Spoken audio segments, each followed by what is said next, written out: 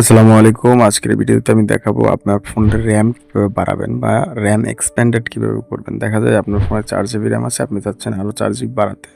তো তার জন্য আপনাকে কি করতে হবে? আপনাকে ১ম এ আপনার ফোনের সেটিং এ চলে যেতে হবে। সেটিং এ যাওয়ার পরে আপনি এখানে খুঁজে বের করবেন যে RAM নামে একটা অপশন থাকবে বা অ্যাবাউট ফোন অপশন থাকবে। অ্যাবাউট ফোন অপশন যাওয়ার পরে আপনি RAM এ ক্লিক করবেন।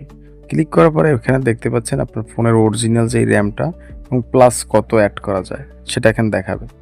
আপনি জাস্ট আপনার ফোনের RAM-এ ক্লিক করবেন। RAM-এ ক্লিক করে RAM অ্যান্ড স্টোরেজ যে অপশনটা আপনার ফোনে থাকবে আপনি ক্লিক করবেন। ক্লিক করার পর উপরে থাকবে RAM। আপনি জাস্ট RAM অপশনটায় ক্লিক করবেন। ক্লিক করার পরে এইখানে একটা অপশন দেখতে পাবেন যে নিচেই থাকবে যে এক্সটেন্ডেবল RAM। আপনি এইখানে যদি ক্লিক করেন এবং ওখানে অপশন আসবে কতটুকু বাড়াতে চাচ্ছেন। ৬ জিবি চাচ্ছেন না ৪ জিবি বাড়াতে চাচ্ছেন। আপনি জাস্ট ক্লিক করলেই কিন্তু আপনার RAM এক্সটেন্ডেড হবে। এখানে একটা কথা বলে রাখি।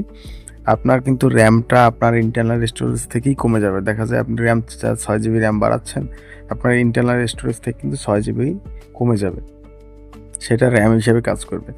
আসলে এখন আসি মেইন কথায় যে এই RAM-টা আসলে কতটা কার্যকর? এই RAM-টা আসলে ততটা কার্যকর না যতটুকু আমাদের ফোন কোম্পানিগুলো দেখাচ্ছে, কিন্তু ততটা কার্যকর না। এই RAM-টা তখনই ইউজ করা যায় যখন দেখা যায় আপনি কোনো ভারী গেম চালাচ্ছেন, যার জন্য দেখা যায় যে ৪ জিবি ৫ জিবি RAM-এ হচ্ছে না। তখন আপনি RAM এক্সটেন্ড করে আপনি ওই গেমটা ইউজ করতে পারতেন। কিন্তু ডে টু ডে ইউজের জন্য আপনার এই RAM যথেষ্ট না।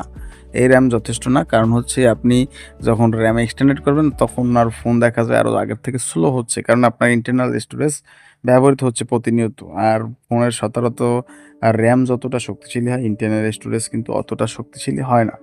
সো আপনি RAM এক্সটেন্ডেড না করতে পারলেই সবথেকে ভালো। আমি যেটা মনে করি। ধন্যবাদ।